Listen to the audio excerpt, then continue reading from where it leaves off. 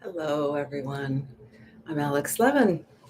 We're here with Sun and Moon Yoga Studios YouTube channel, weekly, 10 o'clock, Sunday mornings, Eastern Time, almost every Sunday. I think I've been now not holding this class on days when the studio is closed. I used to go ahead and stream anyway because I just love doing this so much. But now, as we're going to come up to a break, I'll have to let you know. Is there a break? Probably says September 1st, 2024. There's no class, which is next week, right? I'll put it in the notes to be sure. I'm pretty sure there's no class. So then I'll see you on the 8th of September. And of course, there's reruns to watch. So get what you need to be comfortable for about a half hour of practice together. So glad you're here. Thank you for joining me. I'm going to be doing this today mostly from sitting. I've got my little folded blanket behind me for sitting. We will be doing a forward fold. We might have done this pretty recently where our feet are out in front of us, this side, like this, soles together, not close in like cobbler pose, but farther out. You can get support for your legs if there's strain on the knees. So you might want to have, like I have a cushion nearby or yoga blocks or something to create that support, but you don't have to. They can just be in sort of traction. So let's arrive together. And by the way, I just want to show you this bouquet of dahlias mostly. There's a hosta bloom there as well from my neighbor's garden, and then my it's called Russian sage in the background. They're so beautiful. I remember them, a bouquet of them, a big bouquet at a friend's wedding many years ago, and they were in the middle of this room where the light was coming in, and literally the petals of the dahlia blooms were like stained glass windows with the light streaming through them. So I have to find a way to have the light coming behind them. All right, friends. So let's arrive. What does that mean to let go of what you've been doing?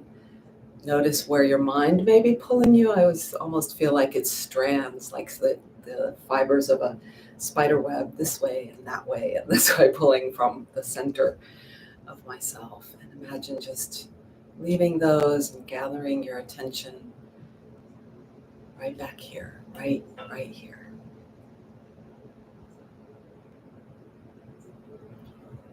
Connect to your breathing.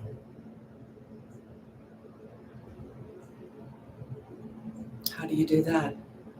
Just noticing. I'm not giving you a test. It's just to be aware of what we're doing, not only what we're doing, but how we're doing, how we choose to do things is super helpful for more truth, more accuracy,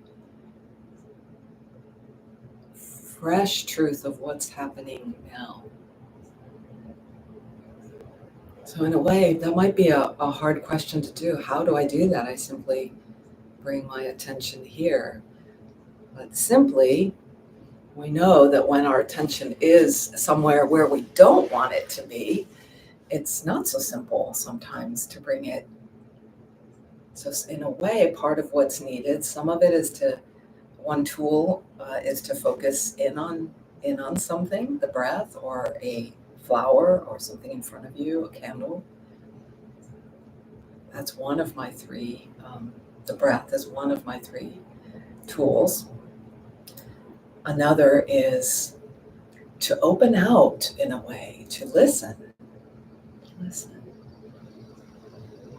And it's sort of a code word and a great first one to, actually, as I do this, I wonder if the fan, I'm going to leave it on. It's really hot in here. Hopefully you can hear me clearly.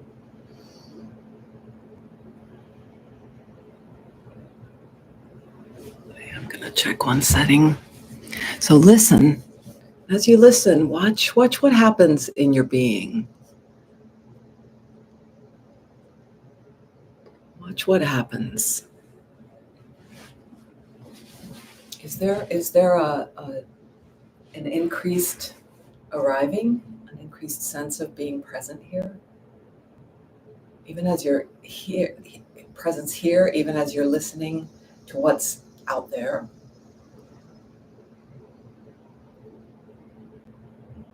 And then broaden that to include sensing all the senses of how you're taking in the temperature of your space. If you have your eyes even a little bit open or completely open, the colors. If your eyes are closed, the light and the panel of the inner eyelids that has some variation to it, probably not just total black.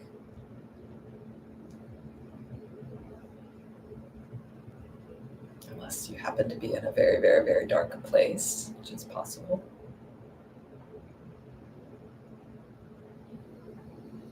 And you might listen and feel the surroundings that you're in that hold you while you're still aware of your breath, so holding two of those tools at the same time.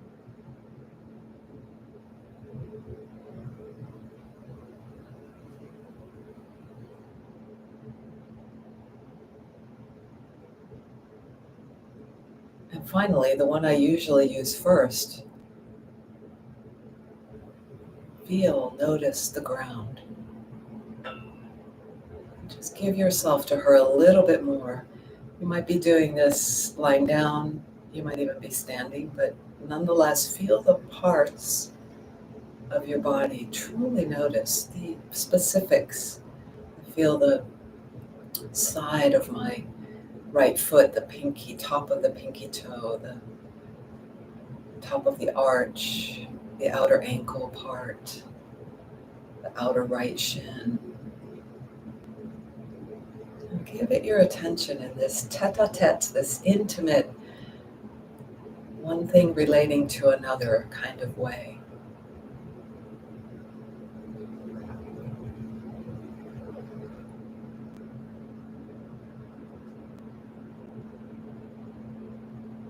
So we relate our attention to our breathing, our attention to listening,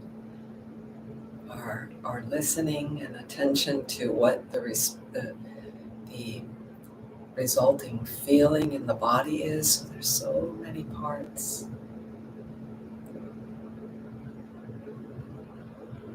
Now with the ground part, let's add one more thing. As you sort of give yourself, you might even notice yourself, if you're seated, slouch, and even do that, just really almost, let's do it this way. Put your hands on the ground too. And if you're lying down, you can do this, arms out to your side. If you're standing, you can do it through the soles of your feet.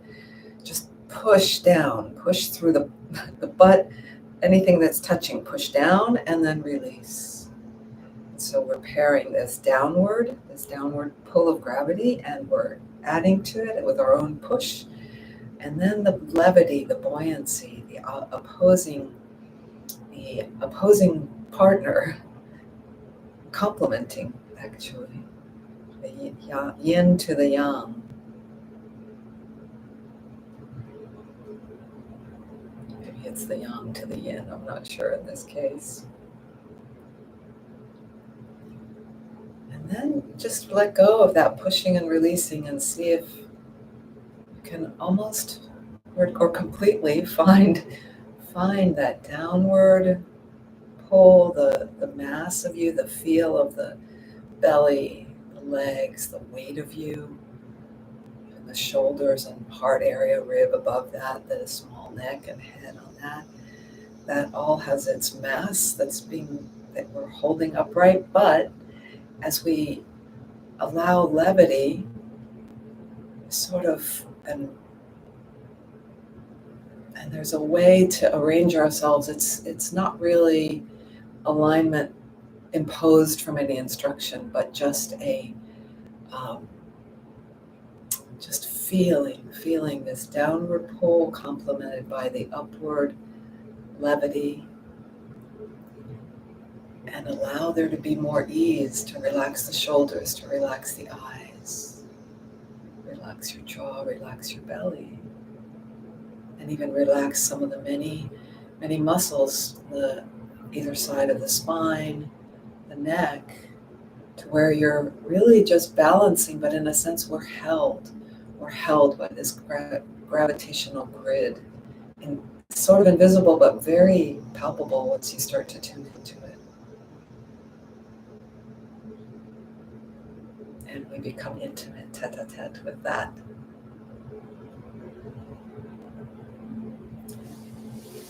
And let's shift now, as maybe you're feeling a bit more here, arrived, to this omega pose that I had mentioned at the beginning we would do together. I'm going to just shift a little bit so you see my feet. Blanket back. And this is a yin pose. As I said earlier, if there's any strain on the knees, you may want to put something underneath the legs. It's okay if there's a bit of a pull, that's fine. But strain, we want to keep away, keep out of pain. And simply, often in a yoga class, you might have an instruction of how to position the pelvis, how to position things. Here in the yin, you just sort of let it flop, slowly, and with attention, mindfully feel. So I feel enough of a stretch right there. So we don't need a deep stretch. I feel the stretch in the hips.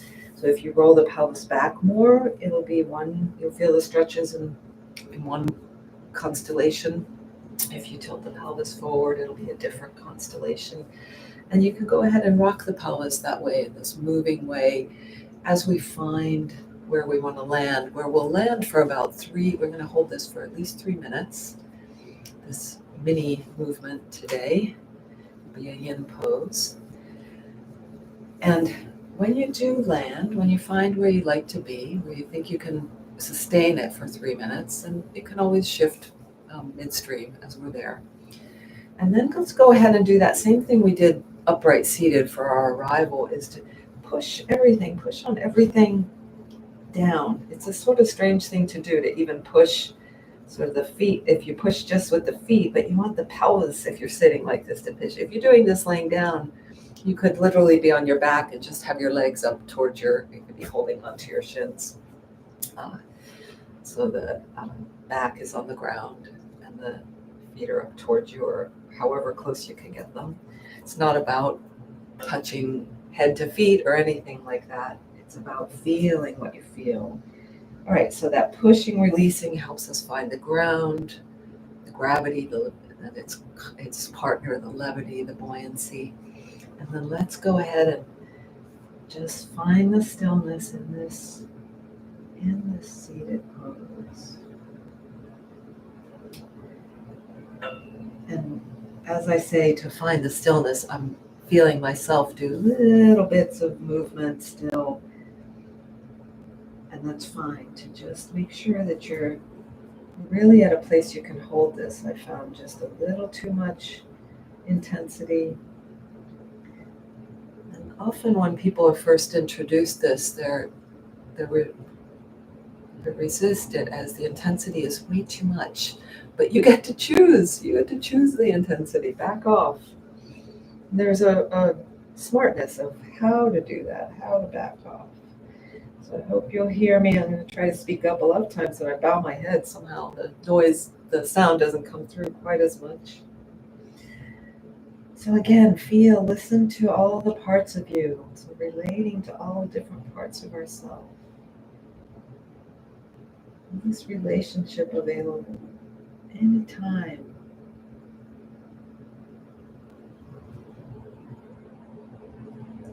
Even when things are calm. Maybe especially when things are not calm. And breathing, feeling, sensing your breath. Enjoying yourself? Are you enjoying yourself? I hope so.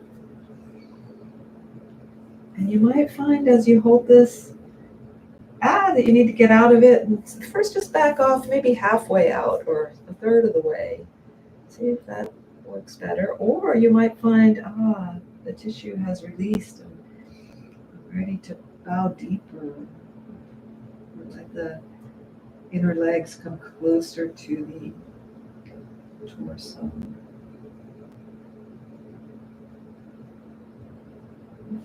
Feel the variation of intensity. You may flirt more and more with letting go, letting go, letting go. We're at about 2 minutes and a quarter. Just a few more breaths to go.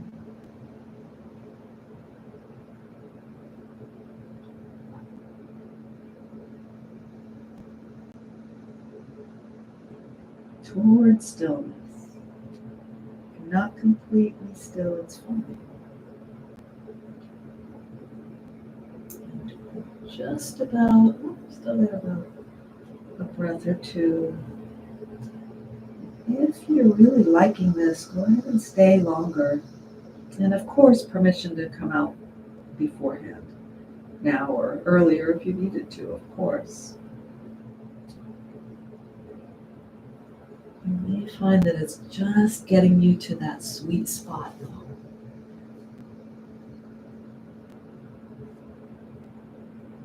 You find relaxation is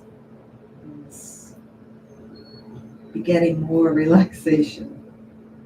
Letting go is begetting more letting go.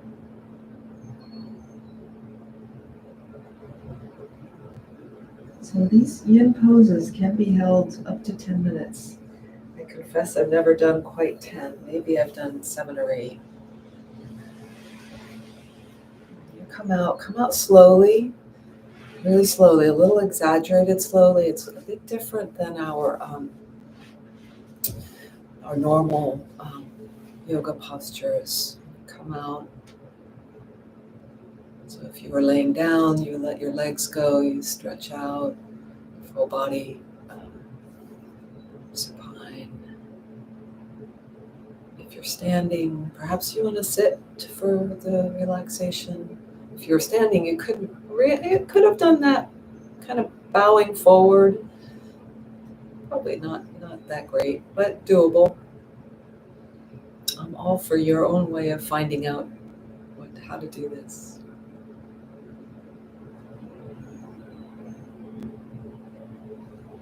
And just listen.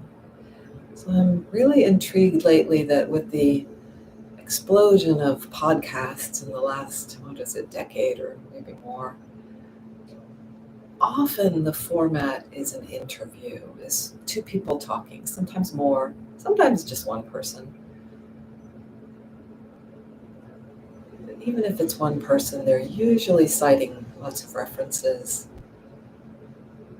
So there is this coming together to listen to each other, to ask something of each other. That's so powerful.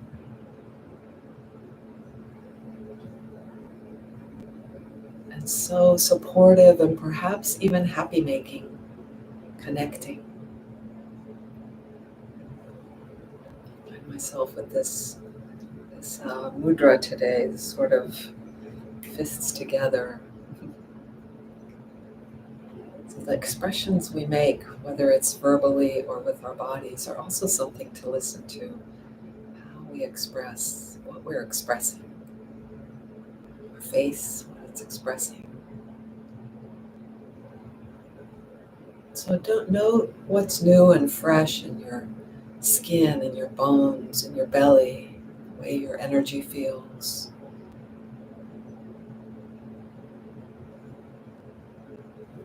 And from here, with the minimal disturbance, you might not move at all and just segue right into meditation.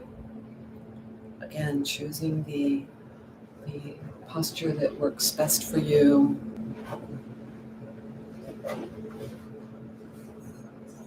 Meditation will be about 8 minutes.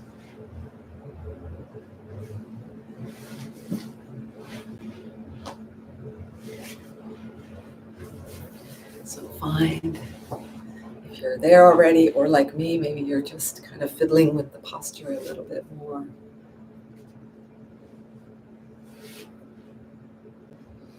I usually take this mudra that my teacher encourages. It's Cosmic Mudra. It has a few different names.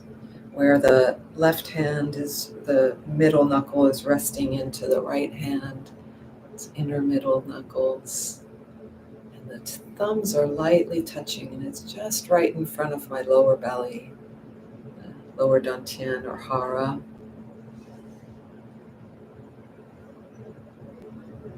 Oops. Before that, let me ring the bell. As the bell, the sound doesn't come through great, but I do it anyway to signify the start of stillness, silence, listening, aka meditation.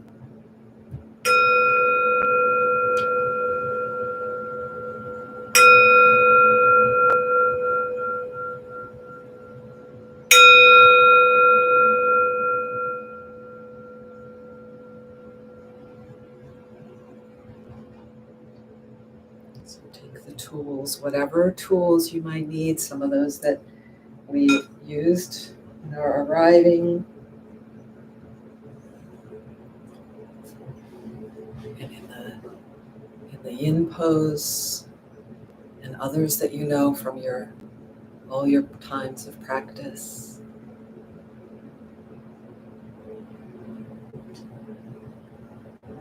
And as my teacher says, enjoy your journey.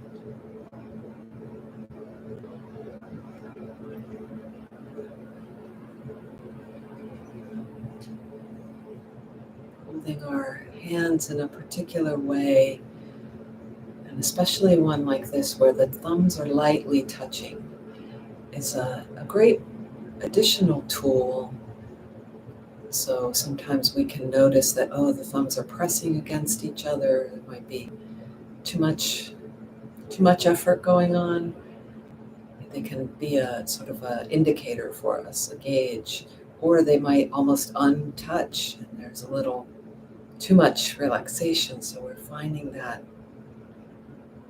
golden mean of alertness and relaxation.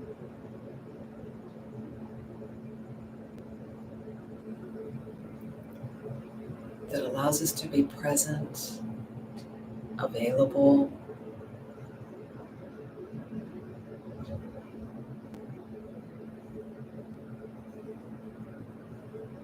and ready, all from a relaxed place.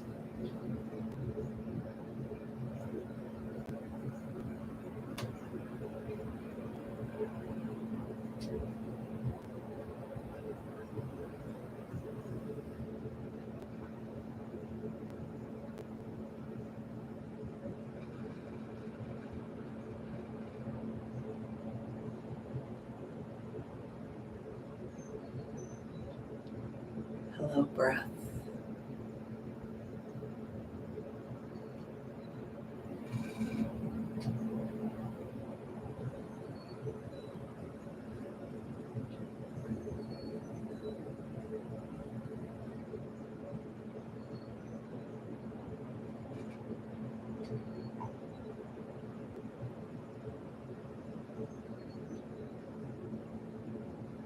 Hello, shoulders. So in this way, what I'm modeling is when something comes to your attention a little more into the foreground, say hello to it, just sort of like when you're walking on the sidewalk, just hello, and just pass by back into the wide open awareness, boundless awareness. WOBA, WOBA, wide open boundless awareness. That is ourself, that is always, always, and always. Not just with us, it is us.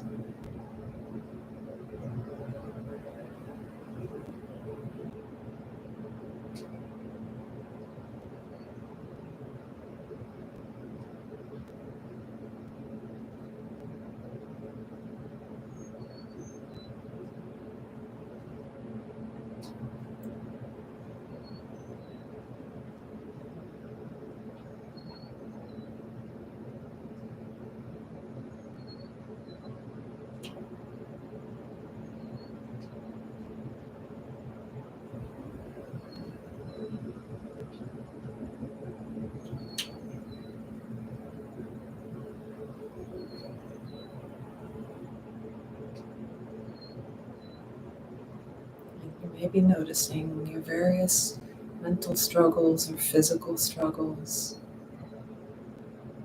Low belly that's churning a little. And notice the one that is noticing that.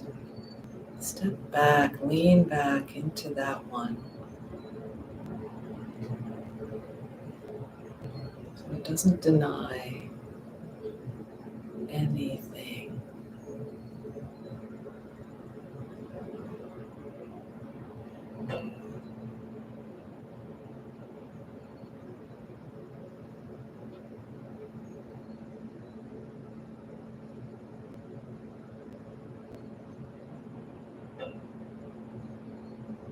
This is what we're coming to know in this practice.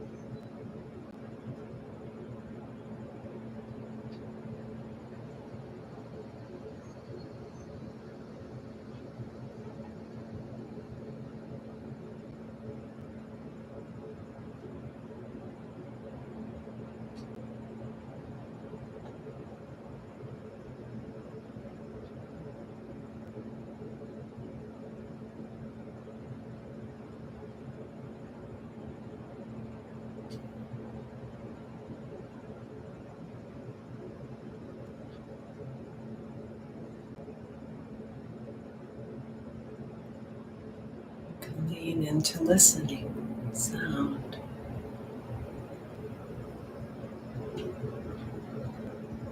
To bring you right back to right here.